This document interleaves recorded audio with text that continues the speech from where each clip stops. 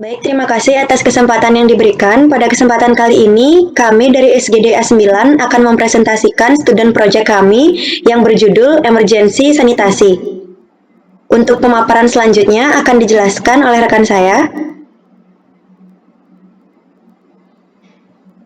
Baik, di sini saya akan mulai menjelaskan mengenai latar belakang.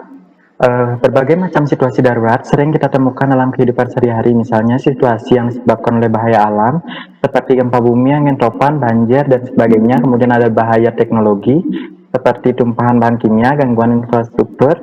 Kemudian ada situasi kompleks atau akibat konflik dan wabah yang dapat menyebabkan bermacam penyakit dan mempengaruhi populasi masyarakat dalam semua konteks. Kemudian, berdasarkan dari data Badan Nasional Penanggulangan Bencana, pada tahun 2020, di Indonesia telah tercatat terjadi kejadian bencana sebanyak 2.191 kasus, di mana kemerosotan kondisi lingkungan akibat kondisi darurat tersebut seringkali mengakibatkan peningkatan tajam penyakit tertentu yang akan mempengaruhi dari tingkat kondisi kesehatan masyarakat. Beberapa di antaranya itu terkait dengan penyakit menular seperti kolera, diare, disentri, hepatitis A, tifus, polio, serta perburukan hari stunting. Oleh karena itu, dalam hal perlindungan pada masyarakat dalam keadaan mendadak tersebut, maka perlu diadakannya upaya pencegahan. Salah satu upayanya yaitu dengan menyediakan sanitasi darurat yang memadai bagi seluruh masyarakat, baik masyarakat yang terpajang maupun tenaga yang menangani masalah bencana tersebut. Kemudian di sini next berdasarkan dari World Health Organization menyatakan bahwa sanitasi merupakan suatu usaha dalam hal pengawasan faktor lingkungan fisik yang mempengaruhi manusia, utamanya pada hal yang memberikan pengaruh pada efek yang mengganggu perkembangan fisik, kesehatan, serta kelangsungan hidup. Sedangkan untuk sanitasi emergensi sendiri atau sanitasi darurat merupakan suatu pengamanan dari substansi serta sarana kesehatan lingkungan dengan tujuan melindungi kesehatan masyarakat yang berisiko pada keadaan mendadak seperti bencana, lokasi pengungsian, dan kegiatan atau situasi lainnya. Di mana penyelenggaraan dari sanitasi darurat ini meliputi beberapa macam hal, diantaranya ada surveillance kesehatan lingkungan serta perbaikan kualitas lingkungan, seperti penyediaan air bersih, sarana pembuangan kotoran, pembuangan sampah, pembuangan air limbah, sanitasi makanan, serta pengendalian sektor.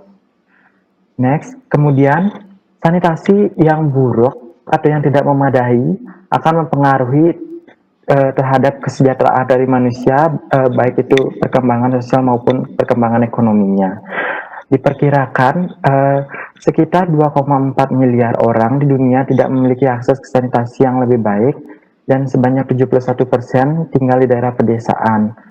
Begitu pula lebih dari 90% dari 1,1 miliar orang yang masih melakukan buang air besar sembarangan, di mana sanitasi yang buruk itu sendiri akan diperkirakan menyebabkan kematian akibat diare sebanyak 432.000 kematian, di mana ini merupakan salah satu faktor dalam beberapa penyakit tropis, termasuk penyakit akibat cacingan, schistosomia maupun trakoma.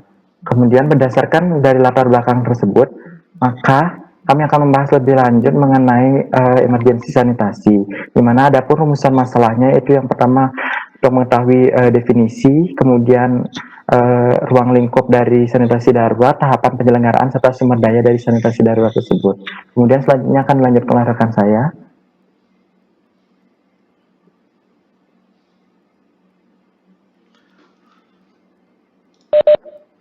Selanjutnya adalah definisi dari emergency sanitasi. Next. Definisi dari emergency sanitasi adalah sanitasi darurat adalah proses manajemen dan teknis yang diperlukan untuk menyediakan sanitasi dalam situasi darurat. Ini bisa termasuk bencana buatan manusia atau bencana alam. Sanitasi darurat dalam dunia medis atau kedokteran juga dapat diartikan bagaimana kita sebagai tenaga medis atau tenaga kesehatan menjaga kebersihan diri dan melindungi diri saat menangani situasi darurat pasien dan lingkungan agar tidak terkena penyakit yang menyebabkan kerugian pada kita sebagai tenaga medis atau tenaga kesehatan itu sendiri. Intervensi sanitasi juga merupakan bagaimana cara praktik manajemen terbaik untuk menciptakan lingkungan yang lebih aman dan meminimalkan penyebaran penyakit di daerah yang terkena bencana, juga untuk pengendalian dan mengelola kotoran, air limbah, limbah padat, limbah medis, dan mayat. Selanjutnya akan dipresentasikan oleh teman saya.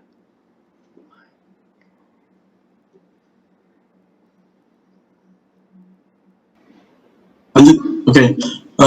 Di sini saya akan menjelaskan dari kriteria dari intervensi. Mana ada beberapa faktor yang mungkin mempengaruhi di mana dan kapan sebuah lembaga memutuskan untuk melakukan intervensi.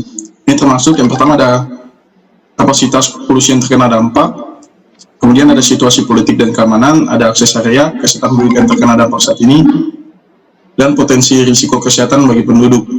Nah, kita ketahui sebagian besar keadaan darurat ini seluruh dunia tidak menerima bantuan eksternal dan ditangani sendiri oleh penduduk yang terkena dampak. Secara umum, jika ada kapasitas untuk melakukan ini, lembaga eksternal tidak boleh ikut campur. Namun dalam beberapa kasus, terdapat keterbatasan kapasitas di antara penduduk dan kebutuhan yang besar, yang dimana membutuhkan bantuan dari luar. Kemudian, next. Kemudian ada faktor utama yang dapat dipertimbangkan dari segi kesehatan dan keamanan. Mulai dari keamanan adalah merupakan salah satu faktor penting karena lembaga bertanggung jawab atas keselamatan dan kesejahteraan staf mereka sendiri serta orang yang mereka coba bantu. Area konflik yang tidak aman mungkin terlalu berbahaya untuk dikerjakan atau kasus kira ini mungkin sangat berbahaya. Kemudian dari segi kesehatan, di mana segi kesehatan ini merupakan salah satu faktor utama yang harus dipertimbangkan untuk program sanitasi darurat. Di mana tujuan dari program sanitasi darurat ini haruslah untuk mempertahankan atau meningkatkan status kesehatan dan kesejahteraan penduduk yang terkena dampak secara keseluruhan. Baik, kemudian lanjut dilanjutkan oleh teman saya. Baik, di sini saya akan melanjutkan dari penilaian kondisi intervensi. Nah, dalam memberikan intervensi pada suatu kondisi emergency sanitation itu tidak semerta-merta kita dapat secara langsung memberikan intervensi begitu saja. Namun ada beberapa kondisi yang dianggap perlu diberikan intervensi. Kondisi tersebut adalah yang pertama adanya insidensi terjadinya suatu penyakit di wilayah tersebut tinggi. Lalu yang kedua adanya suatu risiko penyakit yang dikatakan sangat tinggi. Dan yang ketiga yaitu jika tingkat kematian kasar atau crude mortality rate yang sangat tinggi. Jadi crude mortality rate itu sendiri adalah banyaknya kematian pada tahun tertentu tiap 1.000 penduduk pada pertengahan tahun. Jadi di sini crude mortality rate itu sendiri hanya digunakan sebagai indikator untuk menentukan level dari intervensi itu sendiri. Next. Baik, terlihat pada di layar yaitu tabel dari level intervensi sesuai dengan crude mortality rate-nya. Jadi kita bisa lihat misalnya kalau dia crude mortality rate-nya itu kurang dari 1, maka situation-nya itu stable and under control. Maka intervention level-nya itu adalah short term minimum objective. Lalu kalau misalnya dia yang misalnya crude mortality rate itu lebih dari 5, maka dia yang mayor katastrof, maka itu intervention levelnya itu very unacceptable. Next. Jadi selain intervensi level itu dapat dilihat dari angka kematian kasar atau crude mortality rate sendiri, tetapi yang terpenting adalah tetap dilakukannya penilaian lapangan untuk menentukan program dari intervensi yang diberikan. Jadi memang ada tahapan-tahapan yang diperlukan. Yang pertama itu kita melakukan pengumpulan data, yang kedua dilanjutkan dengan melakukan analisis data sampai dengan menentukan dan memilih program intervensi sesuai dengan tingkat dari urgensi di wilayah tersebut. Baik, selanjutnya akan dilanjutkan dengan rekan saya.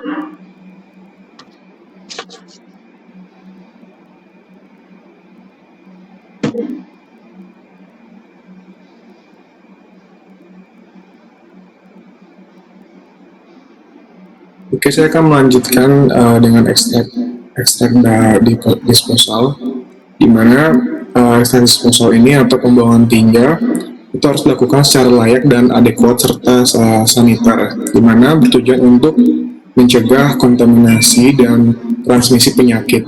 Nah, untuk menciptakan sanitasi dan kontaminasi atau transmisi penyakit yang tidak akan terjadi bisa menggunakan penentuan lokasi WC, di mana yang pertama itu adalah daerah WC lebih rendah daripada lokasi sumber air minum. Yang kedua, jarak aman adalah 15 meter dari sumber air minum untuk mencegah pencemaran oleh bakteri itu sendiri. Dan yang ketiga, itu pada tanah berpasir harus jaraknya lebih jauh.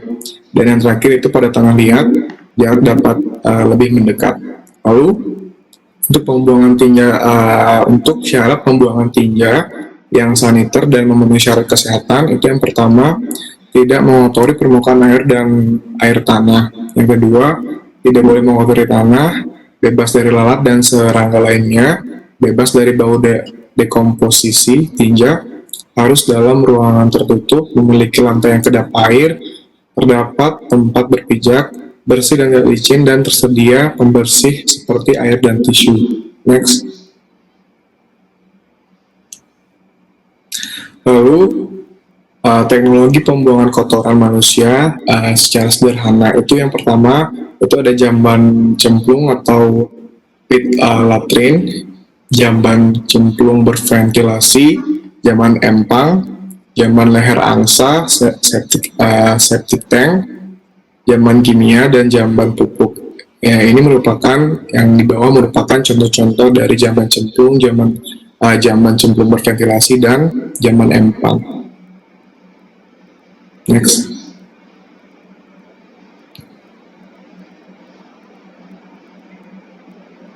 Baik, selanjutnya saya akan menjelaskan mengenai pengelolaan limbah padat. Jadi, secara definisi, limbah padat merupakan segala jenis limbah yang berbentuk padat kecuali kotoran atau feses. Jadi, secara umum, pengelolaan limbah padat dapat dibagi ke dalam 5 komponen, yaitu yang pertama adalah generation. Generation merupakan tahap menghasilkan limbah padat oleh karena suatu material padat mulai tidak bernilai bagi pemiliknya. Lalu yang kedua adalah storage. Storage merupakan tahap di mana limbah padat dikumpulkan pada suatu tempat seperti tempat sampah sebelum limbah padat diangkut dan dibawa ke tempat pembuangan akhir. Lalu yang ketiga adalah collection. Merupakan tahap di mana limbah padat akan dipindahkan dari tempat penyimpanan sementara menuju ke media pengangkutan. Yang keempat adalah transportation. Transportation merupakan tahap di mana limbah padat akan diangkut menuju ke tempat pembuangan akhir.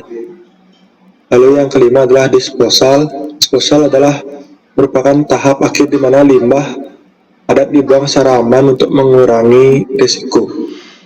Terdapat 4 metode pembuangan limbah padat, yaitu penguburan, pengomposan, pembakaran, dan daur ulang. Pembuangan dapat dilakukan pada area bencana atau on-site disposal, atau di luar area bencana, off-site disposal. Next. Oke, baik, selanjutnya tentang pengelolaan sampah. Jadi, jenis limbah medis yang paling dominan dalam situasi darurat atau emergensi adalah limbah infeksius, patologis, dan benda tajam. Jadi, saat keadaan darurat perlu dilakukan penjagaan untuk membuang limbah secepat mungkin agar tidak ada kontak antara orang dan limbah sehingga dapat mengurangi terjadinya penularan penyakit. Sangat darurat atau emergensi berlangsung dan terdapat banyak sumber daya, perlu dilakukan sistem 3 tempat, yaitu limbah benda tajam, limbah bukan benda tajam, dan tempat limbah bukan benda tajam itu perlu wadahnya itu dia keras, kemudian anti bocor, dan ini perlu dilapisi dengan kantong plastik berwarna kuning dan dengan simbol khusus atau diasat. Kemudian limbah benda tajam ini juga seperti limbah benda tajam, jadi perlu dilapisi plastik. Kemudian dia ini perlu ada tulisan tercemar benda tajam, kemudian dengan atau biohazard Kemudian di limbah umumnya adalah limbah-limbah yang bukan yang tidak terkontaminasi dengan zat berbahaya. Ketiga, tempat ini itu perlu diisi itu hingga 3/4 dari kapasitasnya. Jadi tidak agar terhindar dari pemenuhan limbah agar tidak tercecer, kemudian tidak tertumpah, kemudian agar tempat ini tetap tertutup rapat. Jadi tidak ada kontaminasi dengan tangan atau dengan darah atau dengan serangga lainnya. Kemudian selain kita memperhatikan sistem tiga tempat ini, kita juga perlu memperhatikan dari proteksi dari orang-orang yang menangani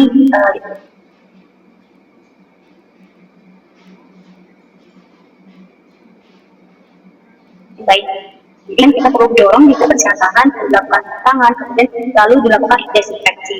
Kemudian jangan lupa untuk menggunakan sarung tangan saat menangani limbah dan meningkatkan kesadaran mengenai profilaksis apabila terjadi pajanan seperti tusuk jarum. Kemudian membersihkan dan melakukan desinfeksi segera dari bahan infeksi. Kemudian pembuangan limbah ini juga perlu diperhatikan, yaitu dari penimbunan, yang mana limbah pada saat keadaan darurat ini sampah boleh dilakukan timbun di parit atau got itu dimana ini dapat dianggap sebagai tindakan pragmatis. Apabila ini merupakan tindakan yang satu-satunya yang boleh dilakukan, maka perlu diperhatikan cara pembuangan limbahnya itu seperti gambar yang merah. Kemudian pembakaran ini tidak dianggap ini perlu diperhatikan, pembakaran limbah itu tidak boleh atau dilarang untuk dilakukan, tapi apabila menjadi satu-satunya yang perlu dilakukan, satu-satunya tindakan yaitu dengan menggali tanah, kemudian dilakukan pembakaran di dalam tanah itu, lalu ditutup kembali apabila selesai dibakar, itu lagi kembali dengan tanah. Kemudian sampah limbah medis ini juga bisa diolah dengan menggunakan insinerator atau alkohol atau gelombang di mana ketiga ini itu dapat dikecualikan memiliki apabila dalam keadaan darurat. Dan dari sisa dari pengolahan itu kemudian di residu itu dikubur sesuai kondisi limbah plastik di tempat.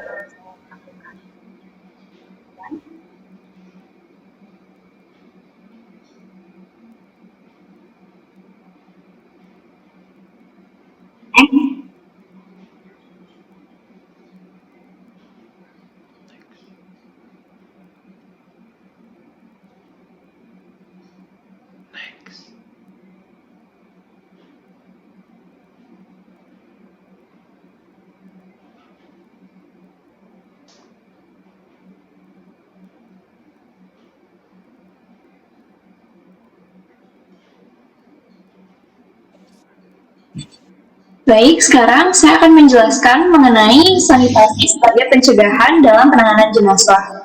Nah, seperti yang kita ketahui, situasi darurat seperti saat ini, situasi pandemi maupun bencana alam yang sudah pernah terjadi seperti misalnya gempa bumi atau gunung meletus dan lain sebagainya, itu mengharuskan kita sebagai tenaga kesehatan maupun pihak-pihak terkait lainnya itu melakukan antisipasi, salah satunya terkait dengan penanganan korban jiwa. Nah, dari korban jiwa sendiri itu ada yang mungkin mengalami kesakitan atau luka-luka atau bahkan bisa menimbulkan kematian. Nah, di sini akan kita bahas terkait dengan pencegahan dalam penanganan jenazah itu sendiri.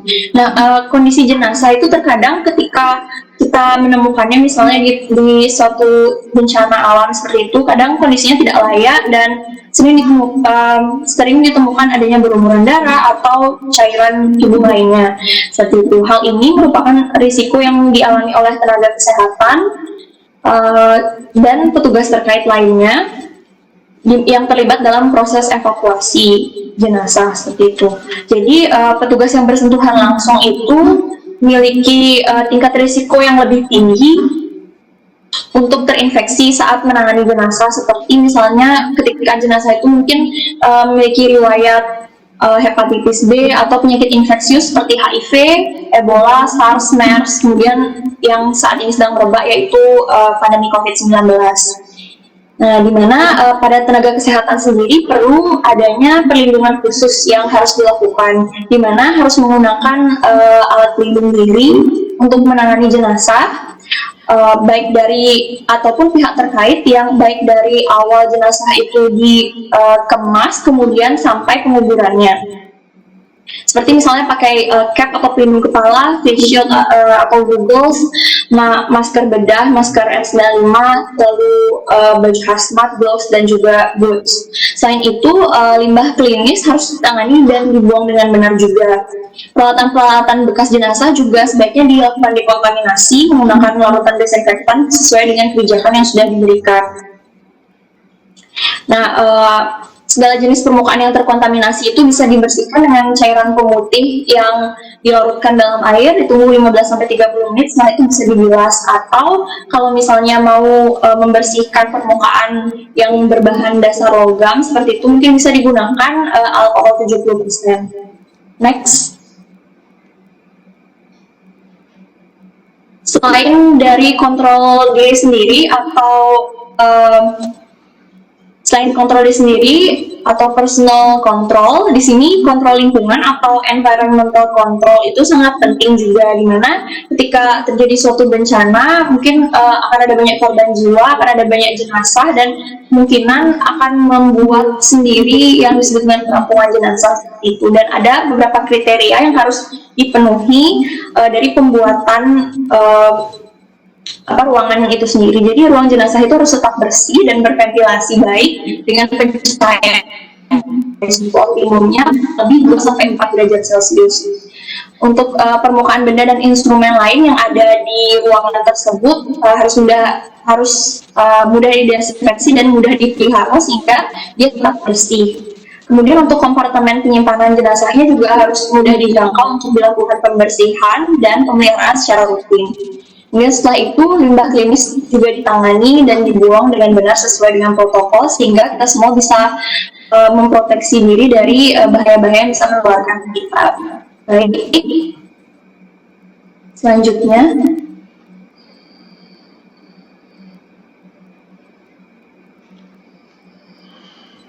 saya akan menjelaskan tentang wastewater management atau bagaimana pengelolaan dari air limbah. Untuk pengelolaan air limbah sendiri bertujuan untuk yang pertama yaitu minimalkan tempat serangga berkembang biak. Kedua, mencegah pertumpahan sumber air tanah, dan yang ketiga mengurangi kontak manusia langsung terhadap penyakit, di mana biasanya anak-anak sering main di sungai atau orang-orang yang sampai sekarang masih mandi di sungai.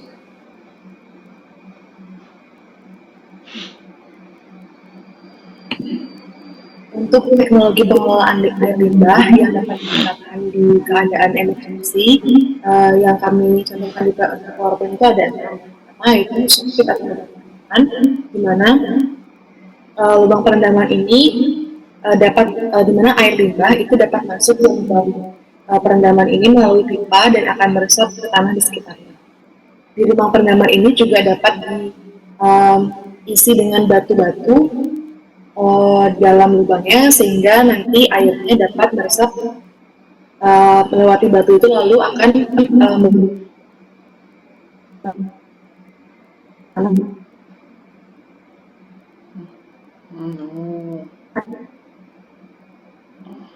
sudah tersedia di lokasi sekitar dan memerlukan lahan sedikit, namun kekurangannya adalah lubang perendaman ini hanya dapat menampung volume air yang sedikit. Kedua adalah parit infiltrasi, di mana mekanisme kerjanya yaitu air limbah yang mengalir akan melalui pipa berpori, kemudian akan disebarkan ke sepanjang parit yang diisi dengan kerikil kasar. Air yang akan masuk ke pipa itu akan merembes ke kerikil di sekitar pipa, lalu akan menembus ke dinding parit. Kelebihannya yaitu adalah relatif mudah dan cepat untuk dibuat, serta dapat menampung volume air yang lebih banyak dibandingkan dengan yang sempit. Ketiga adalah drainase alami. Drainase alami ini dapat mengalirkan air limbah langsung ke anak sungai atau sungai, namun memerlukan kemiringan. Untuk selanjutnya ada drainase buatan. Untuk drainase buatan ini mungkin di beberapa lokasi lebih tepat menggunakan drainase buatan. Namun sayangnya pembuatan dari drainase buatan ini biayanya cukup mahal, tenaganya terlalu banyak, dan tidak menutup kemungkinan akan merusak landscape di sekitar lokasi pembuatan. Yang kelima adalah kolam evaporasi, di mana kolam ini didesain untuk menampung air dan mengendalikan air untuk menguap. Tentunya memerlukan sinar matahari, kelembapan, dan juga kecepatan angin yang sesuai. Yang terakhir adalah irigasi, di mana irigasi ini dapat digunakan apabila volume air itu cukup besar dan dapat mendukung juga kegiatan pertanian di sekitar lokasi, karena air irigasi ini dapat memberi kesuburan pada tanaman-tanaman di sekitar lokasi. Selanjutnya bisa dijelaskan.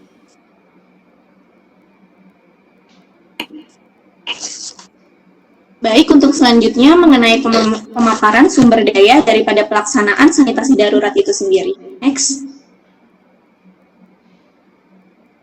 Nah, dalam pelaksanaan sanitasi darurat sendiri ada beberapa langkah persiapan yang harus dilakukan, yakni mempertimbangkan dari segi finansial dan juga perekrutan daripada petugas bantu. Untuk yang pertama, yakni perlu dilakukan penganggaran dana untuk pelaksanaan sanitasi darurat, termasuk perencanaan keuangan untuk kegiatan pemberian pelatihan.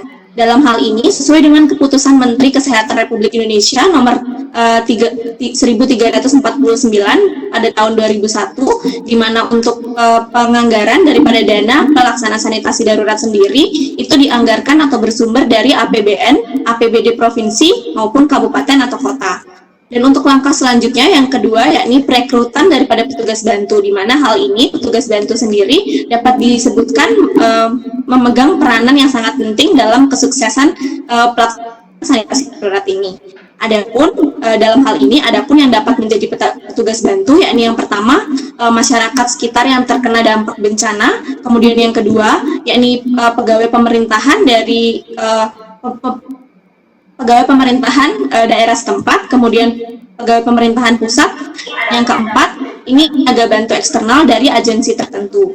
Dan untuk langkah selanjutnya perlu dipertimbangkan untuk melakukan pemaparan kontrak kerja, kebijakan kerja, dan juga tugas-tugas kerja di awal setelah perekrutan. Hal ini demi kelancaran terlaksananya sanitasi darurat di kemudian hari. Kemudian setelah itu dapat dilakukan pada tahap kesiapsiagaan, dapat dilakukan pelatihan terakreditasi yang akan diberikan pada petugas bantu. Dalam hal ini disebutkan bahwa penyelenggaraan pelatihan terakreditasi dapat dilakukan oleh Direktorat Jenderal Pemerintahan Provinsi maupun Pemerintahan Kabupaten. Next.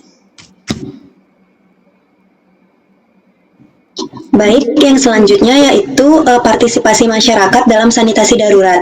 Dalam sanitasi darurat ini sangat diperlukan adanya partisipasi masyarakat, mengingat partisipasi masyarakat ini merupakan suatu hubungan berbagi antara lembaga yang melakukan pekerjaan sanitasi dan juga orang-orang yang terkena dampak dari keadaan darurat itu sendiri. Adapun hal-hal yang dapat kita diskusikan bersama masyarakat yaitu sebagai berikut. Yang pertama, yaitu melakukan penilaian kebutuhan masyarakat.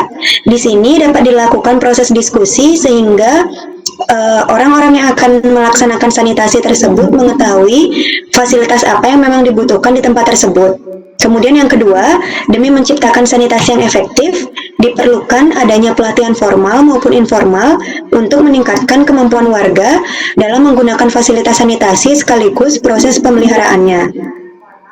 Kemudian untuk yang ketiga, diperlukan juga proses promosi serta edukasi kesehatan yang terkait dengan sanitasi sekaligus untuk memotivasi masyarakat.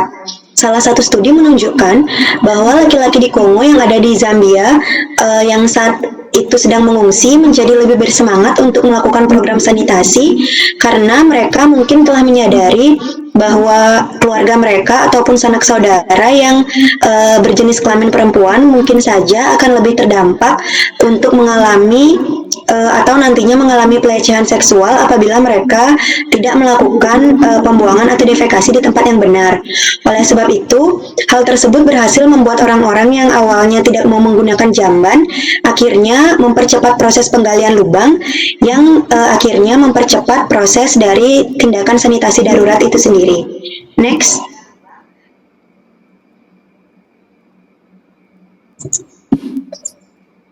Baik, saya lanjutkan yang terakhir, yaitu kesimpulan. Bisa di next. Baik, untuk kesimpulan, dimulai dari pengertian sanitasi darurat, di mana sanitasi darurat adalah suatu proses untuk menyediakan sanitasi dalam keadaan darurat seperti bencana alam. Lalu dalam dunia medis sendiri, sanitasi darurat adalah tata cara tenaga medis untuk menjaga kebersihan dan melindungi diri saat menangani situasi darurat. Ruang lingkup intervensi sanitasi darurat terbagi menjadi kriteria intervensi yang dimana terbagi lagi menjadi 5, yaitu yang pertama kapasitas populasi yang terkena dampak, situasi politik dan keamanan, akses ke area, kesehatan penduduk yang terkena dampak, dan potensi risiko kesehatan bagi penduduk. Dan pembagian yang kedua, penilaian kondisi intervensi, itu dibagi menjadi 3 lagi, yaitu insidensi terjadinya suatu penyakit di wilayah tersebut sangat tinggi, adanya suatu risiko penyakit yang sangat tinggi, dan jika tingkat kematian kasar yang juga sangat tinggi. Next. Lalu terdapat berbagai tahapan penyelenggaraan sanitasi darurat, dimulai dari extractor disposal, solid waste management atau pengelolaan sampah atau limbah padat, waste management at medical centers, sanitasi penanganan jenazah, hingga wastewater management atau pengelolaan air limbah. Dan yang terpenting adalah persiapan sumber daya dan partisipasi masyarakat sangat memiliki peran yang sangat penting untuk melakukan sanitasi darurat.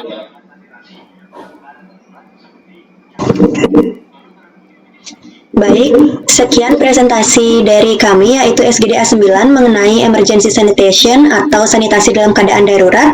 Sekian dan terima kasih.